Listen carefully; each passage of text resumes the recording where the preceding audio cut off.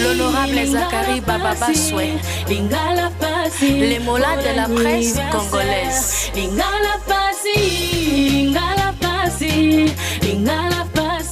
Happy birthday to you.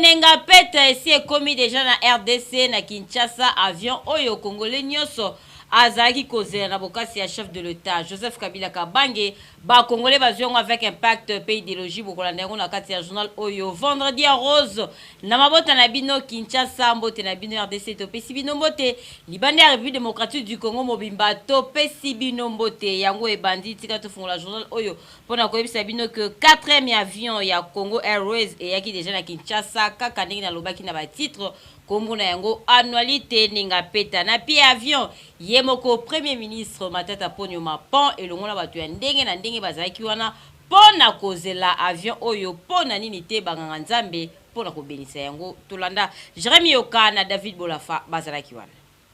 soki bokondima ngai te bondima ata misala na ngai wana maloba ya chef de l'État Joseph Kabila Kabange fils de la paix tala moko ya misala oyo asengaki tondimela ye yango yo 4e avion bombardier Ki-400 ya société Congo Airways oyo ekomaki lobby jeudi 12 mai 2016 awa na aéroport ya Njili na présence ya premier ministre Matata Mponyo ba député ba sénateur pe batu ya ndenge na ndenge bayaki ko vivre événement surtout que bapesi yango kombo ya moko ya bana ya Haute Ouele pe natif ya Wamba na village ya Mandabone bienheureuse annualité Nengapeta oyo abotamaka na Wamba na 1939 pe akufaka le 1er décembre 1964 nyonso wana likolo ya kobatela virginité na ye donc aboyaka na motema moko kobebisaki mosi na ye yango nde akufaka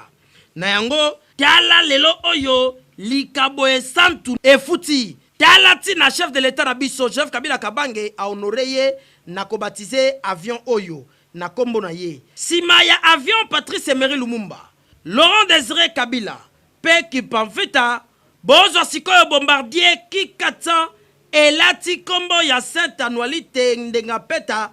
oyo asalaka nyonso pona kobatela virginité na ye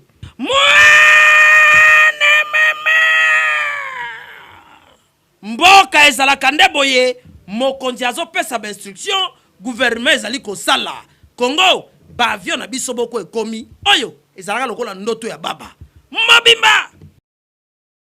côté la bango office national d'emploi ONEM na mukuse c'est qui atelier pona o etali mise en place ya portail électronique David Bolafa azaki kuna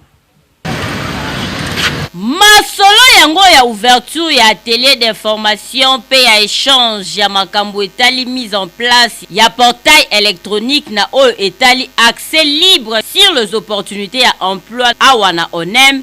et salamaki nde awa na kati ya salle per boka na sepas awa na commune ya Gombe kutu tomonaki présence ya ministre ya genre na ya affaires sociales pe humanitaire yemoko PDG ya ONEM Angélique Kikudi pe azalaki wana sima ya maloba ya DG ya ONEM vice premier ministre pe ministre ya emploi travail pe province sociale prof Willy Makiashi azwaki maloba pona kosala ouverture ya télé yango na maloba ya vice premier ministre alobi que révolution numérique lelo ezo constituer tournant moko important na ba administration moderne abakisi lisusu que akoki kosilisa maloba te sans que a rendre hommage na chef de l'État Joseph Kabila Kabange pionnier ya modernité pe innovation na mboka na biso RDC asurisaki na koloba ke opportunité oyo onem apesi eza malamu po ekosala ke mutu nyonso azwa musala na ye sans intermédiaire. Na suka ya nyonso déjà onem Angélique Kikoudi Hélène alobaki boyi. Bon, portail électronique ezali esika moko bato yo bayebi internet bakwa kokenda po bazwa ba information sur ba demande na bango ya misala oyo bakoya kotika na onem na ba opportunité donc ba chance ba misala oyo ezali na mboka oyo mutu nyonso alingi koyeba makambo ya musala oyo alingi kosenga musala oyo alingi ayeba soki misala ya mingi ezali kote nini oyo esengeli na ye na makambo ya tangi na classe eza kote nini akoki koya akoti na kati ya lisanga wana na kati ya libanda wana ya évidemment des codes électroniques et tout wana eza misala ya ba technicien bakolakisa bango po bazwa ba information. Tala na Office national d'emploi onem na mukuse esika wapi Angélique Kikoudi mokonzi ya onem akumbela masolo bondi melangai ke pona ba congolais souci ezali ke mutu nyonso azwa musala pe azwa ngo malamu. Terrible. Mbutu esila bolanda yango malamu mbutu esila soki po olandi expliquer moninga kitoko kolongola eloko te kobakisa eloko te pona yango avocat après cour d'appel maître Jeannette Mouchi ya Mbangu ye a expliqué boye soki mwana oyo baboti en dehors ya mariage civil akoki kozala pe na droit ya héritage ya papa na ye tolanda azali na micro ya Fiston Boko le cameraman de guerre. Bana hors mariage bazalaka te tolobaka nde bana oyo babotami hors mariage, c'est-à-dire babotami na libanda ya libota oyo papa na mama basalaki liboso ya l'état. C'est ça bana oyo babotami hors mariage. Bana wana na mibeko mboka na biso bana wana il faut bakota na héritage ya tata na mama. Ils article 758 il y a code de la famille, c'est-à-dire mibeko ya mboka elobi ke tokoki kozala na mwana oyo azanga tata te ou bien azanga ou azangi héritage te. Papa boko zala na mwasi abalie na miso l'état baboti na ye bana, mais en dehors ya mwasi wana aboti pe bana mususu libanda. Donc mibeko ya mboka elobi ke bana oyo papa aboti nanda na kati ya libala namba oyo aboti libanda soki a reconnaîtra bango ke baza bana na ye bango nyonso bazali ba héritier na ye pe héritage bakokabola yango lolenge moko. Bana wana bazali éco bazali na même droit. Donc tozana bana bango kozala privilégié na ba mususu déconsidéré te bango nyonso bazali na même droit bango nyonso babengami bande. Je crois que mibeko elobi makambo mususu ebele concernant ba mama oyo ba boti bana wana oyo toyebi ke mibeko na biso etalaka mingi ba mama te kaka mama oyo azali concerné na libala oyo l'état pe ayebi libala pe ya ndako nzambe kaka te. Il faut ezala libala oyo ezala ki célébrer na officier de l'état civil. Ce qui est ça libala oyo ya ba pesa ki dot na ndenge ya coutume na ndenge na boye eza na ba conditions mususu ebele na base tolobela yango na ba chaîne oyo ba bengaka possession d'état d'époux et sengaka ba preuve ebele. Mais concernant les enfants polémique ezalaka te mwana soki azalaki reconnu na tata na ye mwana wana ko participer na héritage ya tata babengi ye héritier au même titre que ba oyo babokwamaki na kati ya ndako ya libala. Nabanza boyoki malamu toko continue mikolo na journal na biso ko pesa bino ba explication oyo etali code de la famille pour makelele ezalaka te na ba venu ezalaka pete na ba famille toko bakaka na likambo etali liwa pona yango pasteur Richard Kiangata yepe akendaki na tombe ya papa Wembe Ekumani pona ko déposer gerbe de fleurs na ye azaki na mikili ya poto tango aye na Kinshasa alela Ekumani te po azwa 0 décrit sa tweka azaki simana azalaki te Tango Papa Wemba ekumani akufaki ye payokaki yango sango na musika lokola azali moko ya bana oyo Papa Wemba aparena bango yenani Pasteur Richard Kiangata oa evraka mingi na mboka ya France lokola azalaki en plein séminaire moya ezalaki te nde tango asilisi séminaire nde akiti pona ko rendre hommage na parrain na ye nakokita na ye awa na aéroport international ya Njili ayambamaki na mama Rose Kiangata pe na mama Esther Ngalasi kolongwa na bango awa na aéroport international ya Njili mbala moko na résidence ya Papa Wemba po na kotala mama veuve Amazon lobi nango na tongo nde Pasteur Richard Kiangata alamukaki lisusu po na kokende ko rendre hommage na Papa Wemba ekumani esika oyo nzoto na ye epema na kimia na cimetière ya Nécropole awa bozali kozwa ndenge azali ko déposer gerbe de fleurs na ye kasi lokola esalaki pasi mingi po ye azali mutu oyo ayebanaki pe na ba musicien belé nde alekanaki pe na ba tombe ya ba musicien mususu lokola ya King Kester Emeneya pe Sœur Marie Misamu Gilles Chungu Wemba du Pelekikuma dit Papa Wemba et c'est une personne qui m'a poussé dans le ministère en fait. Tant papa m'a mosamela, c'est qui papa m'a mosamela, mais mosamela papa m'a tala biso mususu le Moussa Lanzambe, na petit na la gouvernement jet set à partir wana na kota la Moussa Lanzambe. Et il m'a dit que tu as pris la bonne part. Il m'a toujours conseillé de rester dans le Seigneur, de prier le Seigneur qui m'a kambo yo le karango, to le kabiso no to kuta na lola. Et na yebi ke Nzambe wana prière na za Seigneur souviens-toi de lui. Souviens-toi ça Lanzambe parce qu'il a participé à na katima. Tu as témoigné de Papa Wemba qui dit que Papa Géchongo a parlé dans un mariage. Donc, les leçons là-bas, grâce à Papa Wemba aussi, a fait partie de la carte de Maluba Oyo, a été acquis biso na mobile nanga ya kumuna keno, mutofo stable dans la vie. Donc, il y a un moment tellement d'amour qui a sur le côté de Moussapi nanga, il a beaucoup parlé avec mon mari. Richard, il faut rester tranquille avec une femme. Donc namona maloba wana est complice na bomo na biso et les autres comment basa na nzambe azaki ne loko moko sala itanga bimi prison c'est lit de prière et à l'heure d'aujourd'hui nous sommes des servantes et des serviteurs de Dieu. Oyo ezali kola ki sapenza que azalaki mwana na bango alobi ki azali nanu po aye penza po alela papa na ye ya solo po azalaki te eyokani Kokamo na Kinshasa, dollar ekomaki mata kita yango nde saki ke ba carte prépayée et mata pona yango lelo oyo dollar esi efani nango stable kasi ba carte yango ezo kita kakate bazoli la ba kinois to pendengeni tolanda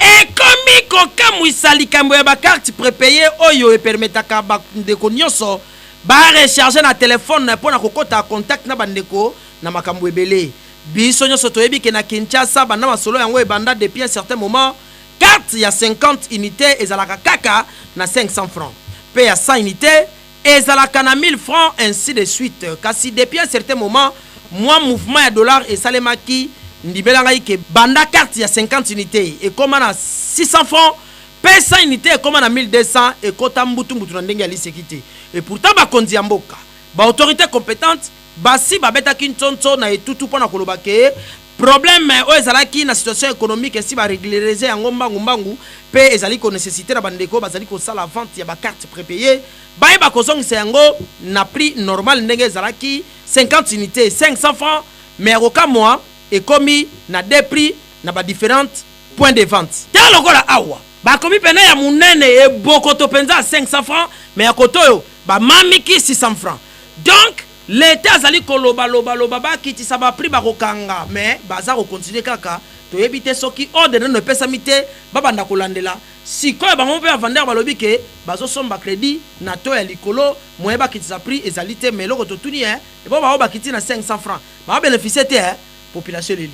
À chaque fois, le gouvernement a des mesures à s'assurer na suivi nango. Bazongisi unité na 1000 francs, soko lingi na 500, mais si les lots na ba cabine, ils ont 600 francs, ils ont 1200. Et le coup la décision est au niveau gouvernement central, ils ont un hôtel de ville, aïe bako s'assurer que hors de outil na niveau national, que na niveau provincial ça aussi exécuté. Bango ba on est dollar et mati, ne peut crédit et mati. donc oyeba te so bango pe banandaka dollar batikaka na 500 francs nde tozalaki balongola makambo ba 100 francs na likolo toza na posa yango te bayoka mama makambo bakonzi balobi oyo penza ezali kosenga intervention ya l'État po toyebi ke congolais atondaka te molimo kaka ya koganye ebele bandeko nyonso bavendeur ya bacarte prépayé bozongisa na 500 francs po bao baotenga na 500 francs baosala perte te totosa l'État mobimba batika makambo ya 600 bakitela biso ka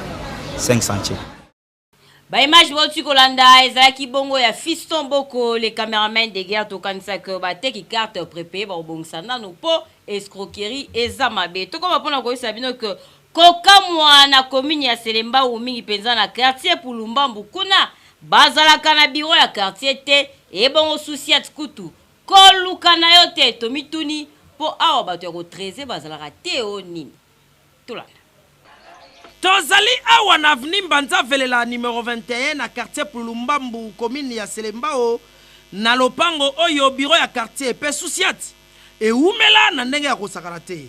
kutu mutu oyo achaka souciat pe bureau ya quartier esi ateka lopango na ye kala na mama veuve pe mama yango esi akota na lopango na ye bota la ndenge bazali ba voisin na souciat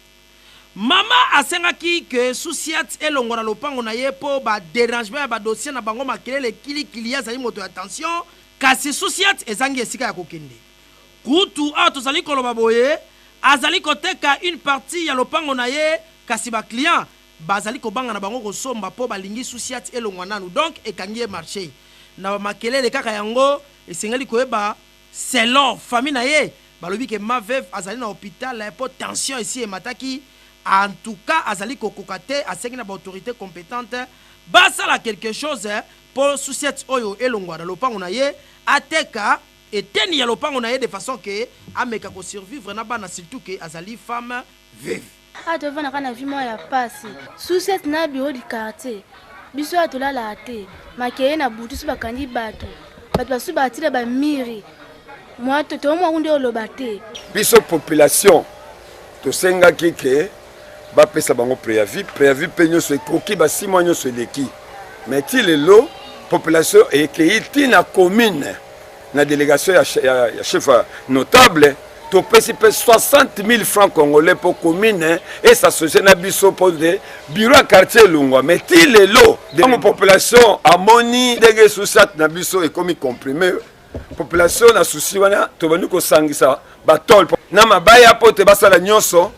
batol yango pesa insuffisante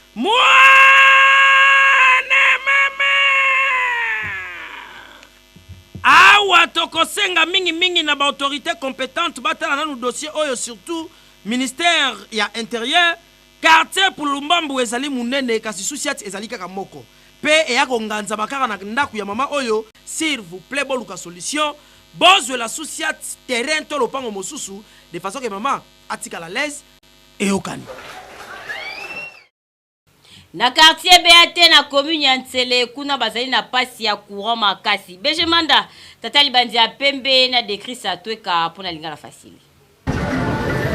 bazalaka na courant te depuis quartier BAT ezala BAT awa na commune ya Ntsele population oyo bamonaka makambo na bango donc mulili na mulili so ekomi butu awa elela fwafwa na masolo etali courant pona kozala na courant okuta bato mosusu basalelaka mingi panneau solaire ndenge bozali komona awa to groupe tala awa ndenge ba jeune baza kosunga bango ya ko charger bango ba téléphone e bongo pona kolambela bakoni ndeza na impact ya nyama banzungu se yinda po awa show ezalité soko zeli courant elela fonfon batiela bango ba poto ya courant depuis batiela bango sali plus de 4 ans batu ya SNEL babetaka bango carré mbinga ba potongo ba câble ezate pe courant kotoyo elela fonfon fallait bâtir le biseau courant tout ça peut bien ba biloko ya courant isana ndako ezoko beba ba télévision moi ya bana ba makambo na kati ya ba télévision ezana ngote taba sasa ya fort pour na ko tia courant ko to na facilité ya usama kama mingi gozo en tout cas ba conditionnel soki botali population ya BAT na commune Ntsele pona ko tiela bango courant e kozala malamu mingi po bango pe bazana posa ya kozana courant lokola batu nyonso surtout que ba kofuta ba facture na bango kasi modèle bango bazali ko vivre palado madame palado monsieur po biloko nyonso ya ndako etikala échantillon ya pamba tolobi Direction ya Kimbuta, direction ya Kenan Sango, kuna la commune ya Ntsele, modèle eza ya kobeba, pardon, bakonzi ya ville, bosala mwa eloko. Benjamanda, na décrit sa tweka, bazongi lisusu. Commune Ntsele ezali commune oyo ezali pe na histoire ya kosakana te kasi niveau oyo ezali abandonné na bango moko ekomi kosala pasi pe mawa. Lokola awa, tozali na direction ya Kimbuta na commune Ntsele, botala bino moko nzela ngo ndenge ezali depuis koto ezala boye ezala kaka boye moto akokipango pe azali te mabele donc zelo ya kosakana te mituka koto oyo ekotaka te bawewa kutu mpona kokota awa bana ba difficulté nyama tala wewa oyo amemi client joli kitoko metala koto oyo akangami po zelu eleki moya leki ezali te awa ezali pasi mingi donc population bazali kosouffrir makasi soki bakonzi bakoyi kosunga bango batiela bango ata ba goudron kotoyo pour permettre circulation za kitoko ekozala malamu mingi bapesa ngoma ki ya Kimbuta gouverneur de la ville kumu munene po biso yebi mais tani to souffrir makasi mais tout ko tarate donc avant mutu ko ta faza grand car za attraction makasi biso souffrir kama bona se ba pota ba mabanga ba mabaku moi tata souffrir moto na kanga mi place na zelo na ko katine d'abord to souffrir place pas l'occasion solution ba tia so prince pour to kemba mo été lo na ngai saka na gouvernement ka yango wana akonzi ba kipenzela te zelo ba moto zo matana difficulté mutu ka sogeza ngi traction e kota te mais quartier o eza quartier mo ezo ko évoluer dans 3 ou 4 ans vraiment évolution aux à la koto bongi ba konzi ba ça l'effort pour kenzela ba bongisa ngo bakonzi ya ville province ya Kinshasa gouvernement central botala nano population ya direction Kimbuta na commune Ntsele baza na besoin peke batiela bango nzela ya makadam ya kitoko pour que ba circuler na kimia pour ba difficulté baza nango mituka ekoyi kokoma te tolobi Qui est ingénieur ou ingénieur ya Kinshasa ke baba leka ya ba chinois pour mayele na bango eleki banzela oyo babengi ba route secondaire ezali na maboko ya bakonzi ya ville soki nga nazalaki mpe mokonzi ya ville en tout cas eloko ya liboso na nga nasala banzela parce que mbongo eza nango na mboka oyo mbongo eza na ville ya Kinshasa alors réseau moko eza te ke mpona nasala boye mpo nazela union européenne mpo nasala boye nazela banque mondiale mpo nasala boye non nakobongisa yango liboso nano to revoir bainstallation nyonso ya kala oyo ezalaki na baroute secondaire wana soki ese ebebi tobandela nano bakaniveau mpo mai eleka banini tout ça batia bagoudron ya bien même ata soki nano goudron mboko goudron eza ebandi nano te tolukata kobwaka mabanga evana nano ndenge wana me baroute oyo babalabala oyo tokolobela na kati ya ville ya Kinshasa ndenge toyebelaka yango même na baannée 80 état oyo tokomi nango lelo vraiment eyali pasi mpe mawa mingi donc baroute secondaire nyonso ezali ya kobeba mpo na ngai barégie oyo ezali kokotisa mbongo na ville ya Kinshasa ezali alors ngai mpo na ngai priorité ezali nanu nzela soki ezalaki ngai image du jour ya lelo Koko Bwanda na Fabrice Bagaza bakute nani qui a dit que rasage mandefu esekaka kaka okita na salon la coste na bandal di siko na cadre ya kala ingangu kala itekiniki bozwa yaya ya ba docteur Davina Mandele ndenge ya simba epasola ale mandefu ifo ekweya ebongo ya boye soki mama ya banani oyo akoti awa avec le kolo ya ngombe na maboko po akatela ye yango Il y a le vendredi 13 mai 2016 et comme Souka, merci pour la confiance. Paix fidélité au Bozeli Koko va repasser sa biso charge yaba congolais maillot jaune équipe nationale yaba journaux télévision sur Lingala à la République démocratique du Congo ce CP édition le boy que BG Manda Tata Libandia Pembe na zaki bon chef d'édition na sima caméra Fiston Boko les caméramans de guerre côté à service central Yemo le coach Floriman Zaki on est bon côté à montage équipe ya Makasi ya Nathan Siata Gapsi Lunganga Blaise Belongo et on a gelo Izama Boko pour la nité Joso Somba Wazaki on est à Mobimba pour na commenter journal oyo ngai na bino nde toka boy to kuta lobby pour na lelo lycée César lisese ya lelo euti epai ya Fiston Boko le cameraman de guerre ye alobi boye soki moto azolia makayabu mingi eza te mpo alingaka mungwa mingi keba nalimwe.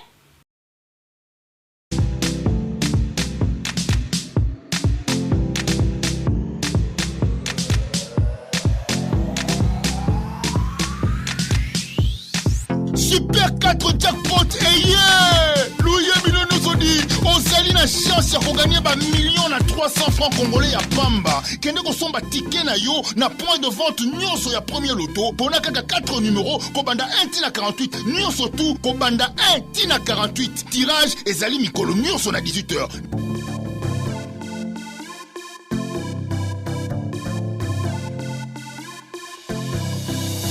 Vive la vie du loto, vive la vie